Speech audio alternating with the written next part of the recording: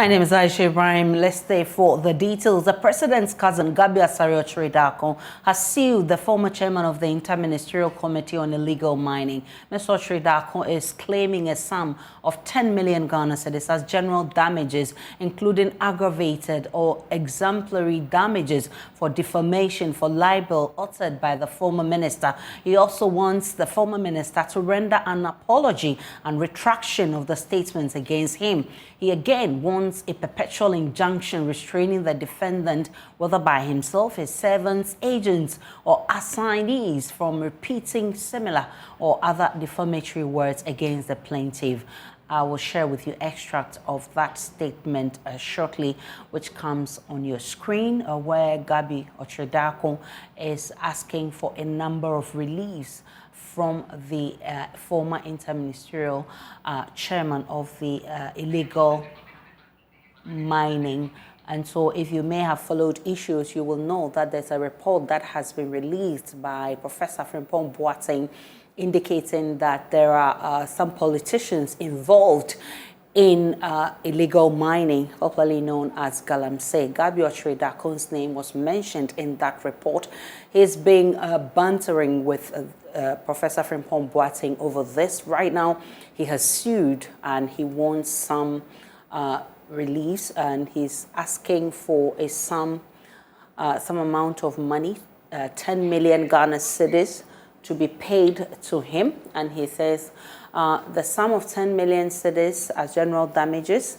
And he says, what saddened me most was when Mr. Gabi Asare-Ochiridako called to defend a company that was actively destroying the environment, especially the forests and rivers often in the Apapama and Krobo forest. So these are the statements from the report that was released by Frimpong Boateng, for which Gabi Ochiridako is demanding 10 million cedis. He says they are general damages, and it's also damages for defamation for libel uttered against him by the defendant.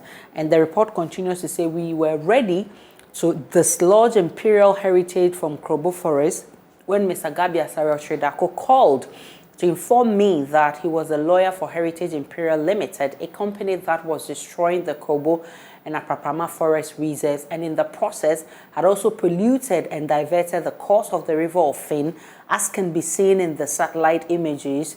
I informed the president about the behavior of Mr. Gabi Asare-Ochiridako, and he promised to deal with it.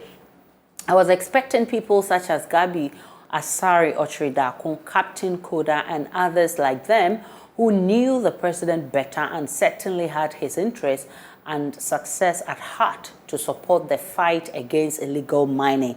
I was horrified to receive a telephone call from Mr. Ochiridako telling me he was a legal advisor to Mr. Donald Entwa and his Imperial Heritage Mining Company, and that the company should be allowed to work in the Krobo and Apapama forest reserves. You called to tell me that your client had a valid mining license and all necessary permits. I told you that Heritage Imperial Company Limited did not possess documents permitting it to undertake active mining. That notwithstanding, through your intervention, the Chinese who were arrested were released by the task force. An apology for and retraction of the words complained of and particularized supra. So the second relief that Gabi is seeking is an apology and retraction of the words complained of.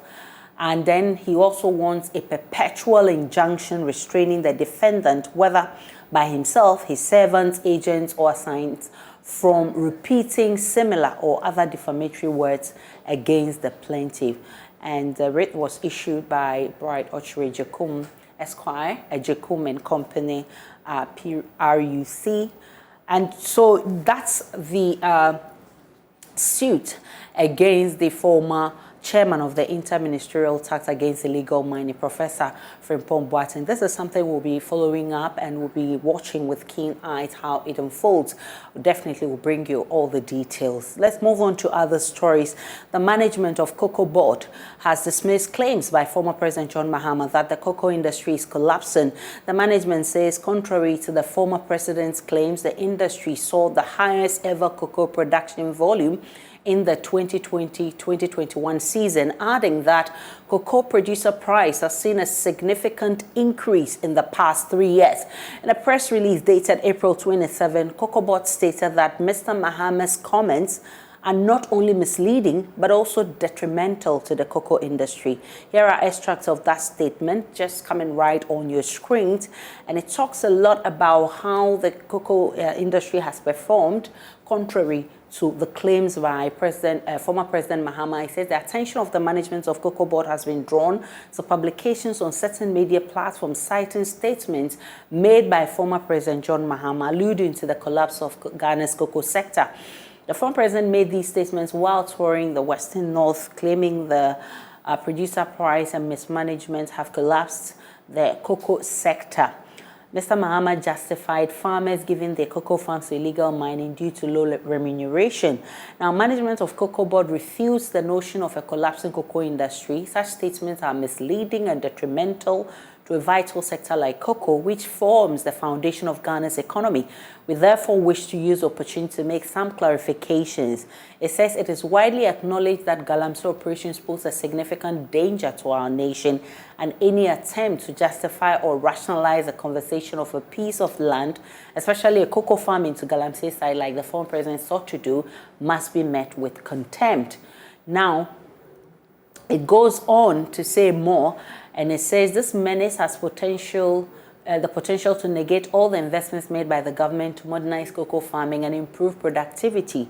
It is crucial, therefore, that prominent figures in our society exercise caution when making public statements that rationalize cocoa farmers trading their farms for temporary monetary benefits through illegal mining. Management also wishes to place on record that former president's statements regarding the increase in cocoa producer prices every year during this administration is inaccurate, since the records available point to opposite. Specifically, there was no upward adjustment of the producer price of cocoa in 2012-2013 crop season. Similarly, the producer price of the preceding season was maintained for 2015-2016 crop season with no upward adjustment. And then it goes on to say within a 3-year period of a former president's administration, that's 2011, 2012, 2013 crop season, there was a total of 6% increase. It is important to know that the producer price is largely determined by international market price as well as other industry costs. We further wish to put on record and also assure the general public that cocoa industry is not collapsing as being portrayed by the former president. And definitely this is coming from the Foreign Public Affairs Department of the COCOBOD. I've been joined by Manager of Corporate Affairs of the Ghana COCOBOD, Fifi Boafo, for more. On what basis are you disputing the claims by former president when we have seen cocoa farmers complain that they have had to give their farms on a silver platter to illegal miners and how they are not receiving the desired profit from their produce? Our own documentary showing how PBC shares went down from 30.8% to 2016 to 8% currently. Is the cocoa industry indeed not collapsing? Okay, thanks for the opportunity, Aisha. First off, the point about former president's statement, I would like to address it just as he presented it. The former president made a statement to the effect that during his administration, we saw constant increase in the producer prices of cocoa. And with a change in that arrangement, that is why the situation is what it is today. That's what we need to place on record. That is inaccurate, because the available data does not support that claim that under the previous administration, there was constant increase in the producer price of cocoa. Hence, the change in that arrangement is what is making cocoa farmers abandon their cocoa farms for illegal mining. So that statement is inaccurate. And then just as you read our statement, we have clearly demonstrated that that claim by the former president is inaccurate. The second point is the fact that even though, yes, some farmers may say that they have given their cocoa farms for illegal mining, that is not a position we should be happy about, and that is not a position we need to trumpet, because if you rationalize that activity, which is illegal, It only empowers people who are into that business to do more. And there's no reason for us as a people to empower people who are engaged in illegality. Galamsey is an illegal act. Your media house has consistently pushed the fact that as a people, there's the need for us to stop an illegality that is being perpetrated in our country. So if a high-profile personality in our society, a man who has following, a man who has respect and command a lot of following, is engaged in that activity, clearly it justifies that people will feel emboldened to do so. And we believe that there's the need for us to draw his attention to it, that, sir, where you are going to would only worsen our situation as a people, and there's the need for you to move away from that. You talked about the fact that PBC's percentage that they are able to buy has gone down, and that it means that, well, cocoa industry is collapsing. I'm sorry to say that that is not the case. PBC is one of the 65 licensed buying companies in a very competitive industry where other companies are pushing to do better. The fact that other companies are pushing to do better, meaning that their shares are going down, does not mean that the industry is collapsing. It only means that other companies are doing well. These are all companies that have been registered by Ghana COCOBOD to buy cocoa on behalf of the country. So if one company's shares have dropped and other companies are doing well, it does not in any way mean that they are not doing well. But there certainly are challenges in the cocoa industry. We've heard cocoa farmers speak a lot more about how their conditions, I mean, their livelihood has been touched because they are not getting what they're supposed to get. What then is the situation if it's not collapsing? And how is the COCOBOD fixing the problems, especially the plight of the cocoa farmer? Aisha, every organization, if you enter, you will find people who will tell you that their expectations are not being met. I've worked at multimedia before. I'm very sure that if you talk to staff of multimedia today, you will find those who say that their expectations are not being met and they expect better remuneration or better condition of service. It's human. Same can be the case for cocoa farmers who expect better remuneration from their business.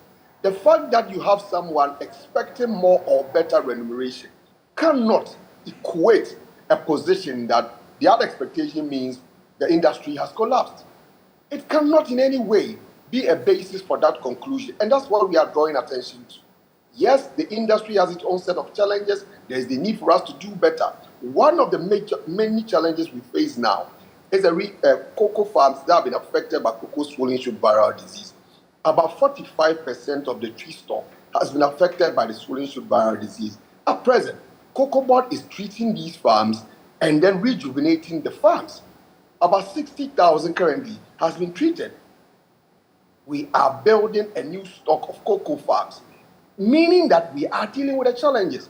One of the major challenges the cocoa farmers have been facing is what they rely on when they go on retirement. The PNDC Law 81 of 1984 actually enjoins COCOBOD to put in place a system that will provide farmers with a better retirement. As we speak, there is cocoa farmer pension scheme enrollment ongoing, making sure that cocoa farmers are able to retire on a decent salary, something they can fall on. Something is being done. COCOBOD at present has done cocoa management system, collating the data of all cocoa farmers, helping with the planning and execution of various interventions and programs that will improve the living standard of cocoa farmers. That is ongoing. These are clear examples of things being done to ensure that cocoa farmers get a better living standard and improved livelihood. So it's not a case that there are challenges, so it means that the industry has collapsed or is collapsing. Almost every industry, if you look at the times we find ourselves in, will have their own set of challenges. But it is not a good enough basis for us to say that the industry has collapsed or it is a justification for someone to engage in an illegal act. I'm grateful for your time. Fife Boafo, he is a corporate affairs manager of the COCOBOD, and he's been explaining why he thinks the cocoa industry is not collapsing. Let's cross.